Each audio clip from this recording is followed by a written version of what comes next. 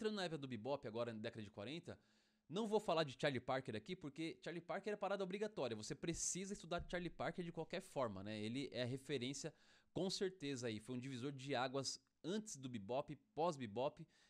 O Parker, com certeza, é uma referência aí. Então, Charlie Parker, você precisa, em algum momento, sentar, estudar, analisar, ver o que ele fazia, ver a questão da fraseológica, rítmica, etc. Então, Parker é um ponto à parte aqui. Mas eu vou falar de 3 músicos que também foram dessa época, que foi Sonny Stitt, Buddy Powell e J.J. Johnson. Então, esses músicos, eles tocaram também nesse período, mas fizeram algumas coisas diferentes depois. E esse disco que eu trago como referência aqui, é um disco que está dividido em 2 partes. Na primeira parte, a gente tem Sonny Stitt e Buddy Powell tocando juntos, e depois, na segunda parte, tem o Sonny Stitt e J.J. Johnson. E é muito interessante para a gente conhecer também o fraseado dos outros músicos, né? Porque no bebop o que é muito forte? O fraseado do Parker. Então outros músicos também têm a sua forma de frasear dentro do bebop. E o Sonny Stitt, saxofonista, a gente... Para quem não conhece muito ainda, para quem está começando a conhecer, é muito fácil confundir a sua forma de tocar, né? Pensando que é o Parker. Porque principalmente os saxofonistas foram muito influenciados pelo Parker naquela época, né? Então, a maioria dos saxofonistas vão tocar e a gente ouve alguma citação do que o Parker já vinha fazendo, né? Então, aí é legal a gente conhecer até para conseguir separar e identificar quem é quem, né? Qual é a característica do Parker, qual é a característica do Sonny Stitt, qual é a característica do Sonny Red, enfim, de qualquer um deles, né? E a gente traz isso também pro piano, que foi um instrumento também que começou a ter um fraseado diferente, e o Buddy Powell foi o responsável por isso na época do bebop, e o J.J. Johnson, trombonista, né, que é um instrumento que também para ter essa articulação é mais difícil, então como vai fazer uma frase rápida e tal, ele é uma referência para isso também. Então, nesse mesmo momento, fica essa referência desse trio aí, né, para esse disco aí, certo?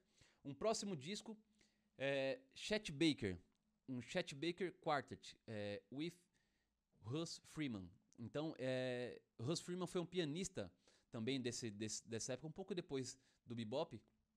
E o que acontece nesse período é, o Chet Baker, a gente tem algumas referências dele como tocando cool jazz, né? Então, tocando sempre esse estilo um pouco mais tranquilo, né? Então, algumas coisas muito melódicas, né? A questão lírica aí é diferente, né? A forma de tocar, que é uma característica do cool jazz e onde a gente conhece mais o Chet Baker.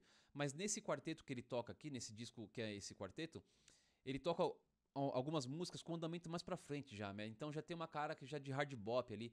E é legal que a gente consegue ouvir o Chet Baker fraseando e ele tem essa mesma autoridade, mesma propriedade tocando tanto o cool jazz como tocando algumas coisas mais rápidas.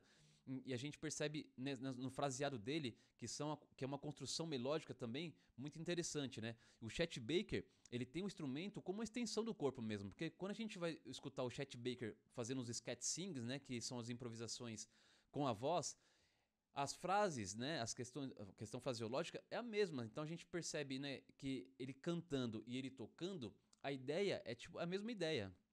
Então ele só passa o que ele já pensa, ele já passa pro instrumento, né? Então é legal pra gente começar a conhecer isso e ter como referência, porque a gente como músico, como improvisador, a gente quer sempre buscar tocar o que a gente pensa, né? Então essa é uma referência, é um ponto que a gente sempre busca a fazer no nosso instrumento.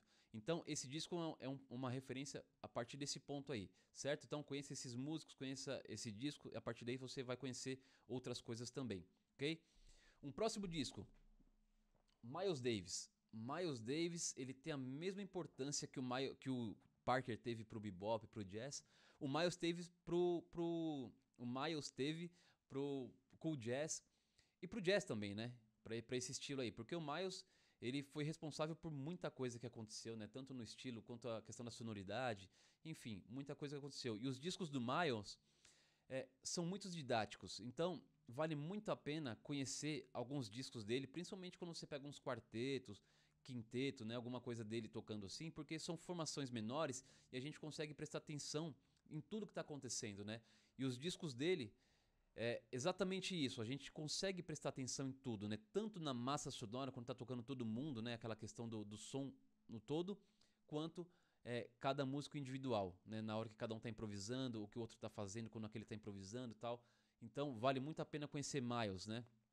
Os trabalhos do Miles, né? Então esse disco Relaxing with the Miles Davis Quintet vale muito a pena conhecer, certo?